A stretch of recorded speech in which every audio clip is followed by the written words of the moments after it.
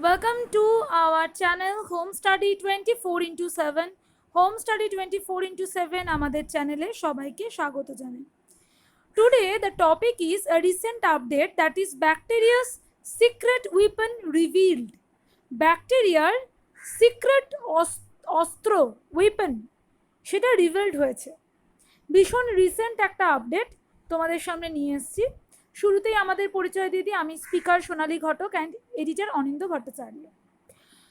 তো যেটা এখানে আমরা এই ভিডিওর মাধ্যমে তোমাদের সামনে দেখাবো সেটা হচ্ছে ব্যাকটেরিয়ারা আমাদের দেহে আক্রমণ করে, এবং আক্রমণ করলে এমন সময় দেখা যায় কি আমাদের যে বডির ইমিউন সিস্টেম সব সময় যে কোনো অ্যান্টিজেন, সেটা হতে পারে ব্যাকটেরিয়া বা অন্যান্য কোনো মাইক্রোবস, তারা এলে আমাদের বডির ইমিউন সিস্টেম কিন্তু তার বিরুদ্ধে কাজ করে।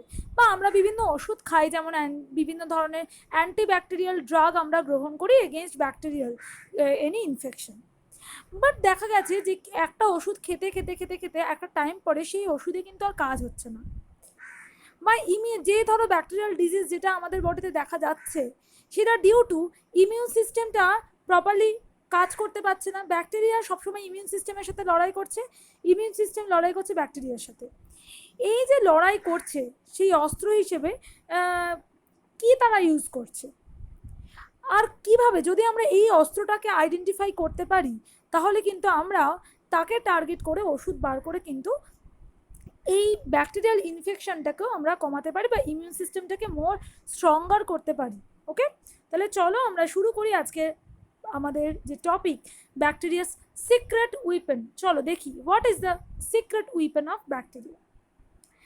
এটা খুব recent update 2020 this year, date August 17। Okay, 17ই আগস্ট 2020-তে এটি আবিষ্কার করা হয়েছে। Source Monash university. Summary, scientists have discovered a previously unknown method used by bacteria to evade immune responses. Immune রেসপন্সটাকে ইভেট করার জন্য, সেটাকে কমানোর জন্য হোস্টের বডিতে, সেটা মানুষ হতে পারে অন্যান্য কোনো হোস্টের বডিতে যখন ঢোকে তার ইমিউন সিস্টেম তো সবসময় ব্যাকটেরিয়ার বিরুদ্ধে কাজ করছে। তো সেই আক্রমণটাকে কমানোর জন্য এমন কি করা হচ্ছে, এমন কি উইপেন তারা ইউজ করছে, কোন মেথড ইউজ করছে, সেইটা নিয়ে আজকে আলোচনা। স্টাডি, যে স্টাডিটা করা হয়েছিল সেটাকে তোমাদের সামনে তুলে ধরি। The study published in Nature Microbiology points to potential new ways of countering bacterial infection which are becoming increasingly resistant to antibiotic. এই যে এই সংক্রান্ত যে স্টাডি সেটা কিন্তু ছাপা হয়েছে বা পাবলিশ করা হয়েছে নেচার মাইক্রোবায়োলজি এই পেপারে।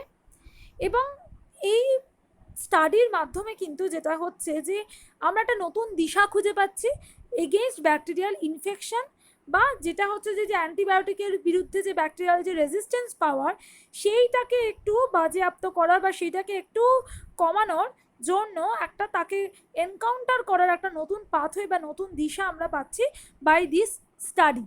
তো সেই দিশা সেটা পড়তে গেলে পুরো ভিডিওটা আমাদের সাথে শুনতে হবে, তবেই তোমরা বুঝতে পারবে। First, the researchers genetically targeted apoptotic factors and showed that they were able to reduce inflammation in mice, which increased health outcomes. বলা হচ্ছে যে বিজ্ঞানীরা জেনেটিক্যালি টার্গেট করেছে এমন সমস্ত কম্পাউন্ডগুলো যেগুলো অ্যাপোপ্টোটিক ফ্যাক্টর। এবার now what is apoptosis? You know that the programmed cell death. আমাদের প্রত্যেকটা কোষ, প্রত্যেকটা তার মধ্যে অর্গানেল একটা নির্দিষ্ট টাইমের পরে কিন্তু সে মরে যায়। তো সেই মরে যাওয়াটাকে বলছে অ্যাপোপ্টোসিস। তো সেই অ্যাপোপ্টোসিস যারা ঘটায় তাদেরকে বলছে অ্যাপোপ্টোটিক ফ্যাক্টর। তো রিসার্চাররা কী করেছে যে জেনেটিক্যালি অ্যাপোপ্টোটিক ফ্যাক্টরকে টার্গেট করেছে ইমিউন সেলের, বা ধরো একটা মাইসের বডিতে যেই মাইসের কিনা ব্যাকটেরিয়াল দ্বারা ইনফেকশন হয়েছে সেই মাইসের বডিতে অ্যাপোপ্টোটিক ফ্যাক্টরগুলোকে টার্গেট করেছে, কোনো ওষুধ দিয়েছে এমন যাতে অ্যাপোপ্টোটিক ফ্যাক্টরগুলোকে টার্গেট হিসেবে তার এগেনস্টে ওষুধ তৈরি করা যায়। এবং দেখা যাচ্ছে এতে কিন্তু কিছুটা ইনফ্ল্যামেশন কমেছে। তা কেন হঠাৎ করে অ্যাপোপ্টোটিক ফ্যাক্টরকে কেন দেখা গেলো? ব্যাকটেরিয়ার উপর এগেনস্টে আমি ব্যাকটেরিয়াকে টার্গেট না বানিয়ে বা ব্যাকটেরিয়ার কোনো টক্সিক মেটেরিয়ালকে টার্গেট না বানিয়ে কেন আমি অ্যাপোপ্টোটিক ফ্যাক্টরকে টার্গেট বানালাম, সেইটা এবার তোমাদের সামনে তুলে ধরছি। The scientist used the bacterial pathogen Neisseria গনোরি, E. coli and deadly Pseudomonas prevalent in hospital and which can be multi-drug resistance. Sensing of microbes activates the innate immune system depending on functional mitochondria. Yes, এখন আমরা আসল পয়েন্টে আসছি যে বিজ্ঞানীরা এই বিষয়ে 3 ধরনের ব্যাকটেরিয়াল প্যাথোজেনকে নিয়ে কাজ করেছেন, নিসেরিয়া গনোরি, ইকোলাই এবং সিউডোমোনাস। এবং সবথেকে বড় কথা, আমরা জানি যে যখনই একটা মাইক্রোবস কোনো একটা হোস্ট বডিতে ঢোকা হচ্ছে তখনই কিন্তু সেই মাইক্রোবস বা সেই অ্যান্টিজেনের সংস্পর্শে এসে আমাদের বডির যে ইনেট ইমিউন সিস্টেম, যে কোনো হোস্ট বডির যে ইনেট ইমিউন সিস্টেম, সেটা কিন্তু অ্যাক্টিভেটেড হয়ে যাচ্ছে। এবং ইমিউন সিস্টেমের যে ইমিউন সেলগুলো, সেগুলো কিন্তু প্রত্যেকটা সেলের যেমন মাইটোকন্ড্রিয়া আছে, ইনেট ইমিউন সিস্টেম বলো, যে কোনো অ্যাডাপটিভ বলো বা যে কোনো ইমিউন সিস্টেমের যে ইমিউন সেল, তাদের মধ্যে মাইটোকন্ড্রিয়া আছে। এবং we know that mitochondria is the ATP house or energy currency of the cell.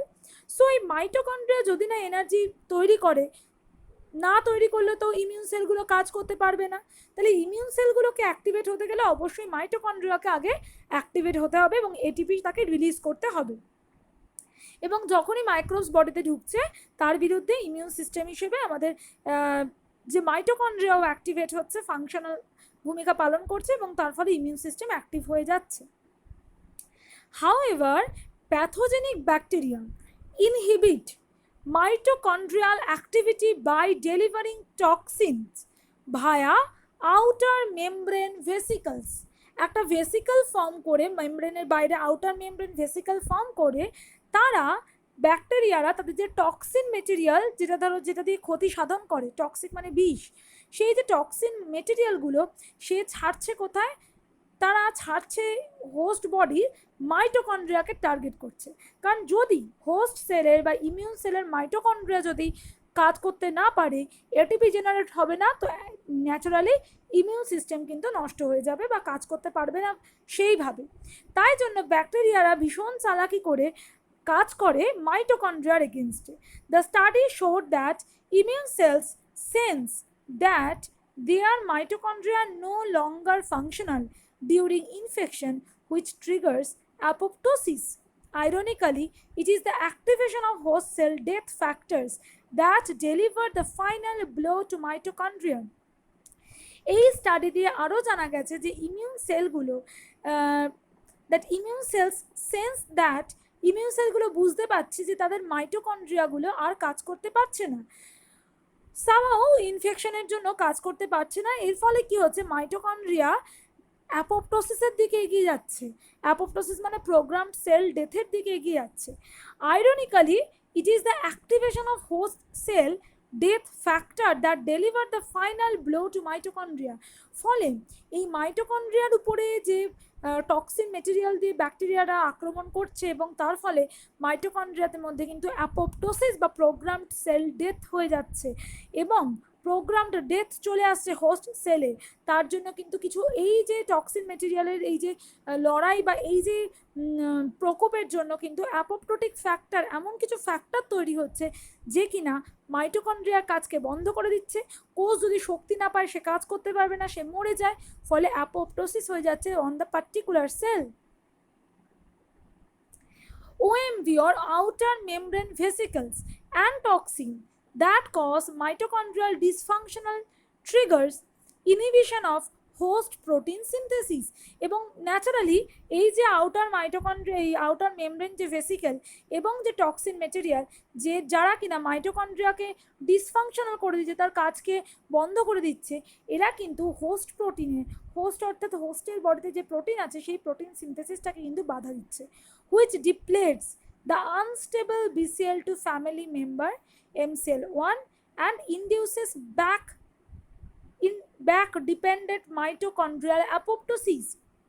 এবং আলটিমেটলি এরা কি করছে যে অ্যান্টি অ্যাপোপ্টোটিক যে মেমব্রেন মানে অ্যান্টি অ্যাপোপ্টোটিক ফ্যাক্টরগুলোকে কিন্তু আনস্টেবল করছে এবং মাইটোকন্ড্রিয়াল অ্যাপোপ্টোসিসকে কিন্তু ট্রিগার করছে, যাতে করে মাইটোকন্ড্রিয়া নষ্ট হয়ে যাচ্ছে। This data highlight how innate immune cells sense infection by monitoring mitochondrial health. তো আমরা এই স্টাডির মাধ্যমে বুঝতে পারছি যে মাইটোকন্ড্রিয়াকে যদি আমি পার্টিকুলারলি টার্গেট করি, মাইটোকন্ড্রিয়াল হেলথকে যদি আমরা টার্গেট করি, তাহলে বুঝতে পারবো যে ইনফেকশনটা কীরকমভাবে ছড়িয়েছে।